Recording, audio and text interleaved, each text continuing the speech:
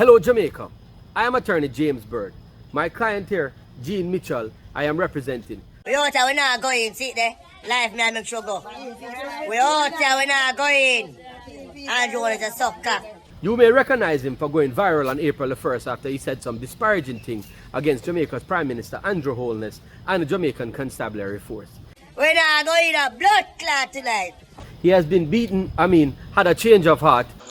Right. No, we have found the man that we're looking for, so you can stand down on the record. And he would like to apologize to Jamaica and the Prime Minister for not taking the COVID-19 virus very seriously. He was on our bed hiding, but we found him. I want to say I'm very sorry for not taking this thing seriously. I may never mean to disgrace the Prime Minister and say him suck cock. I know me ass get beat up and thumped. But me not lie. At this time I want to respond to the constabulary force. Why you box me so much?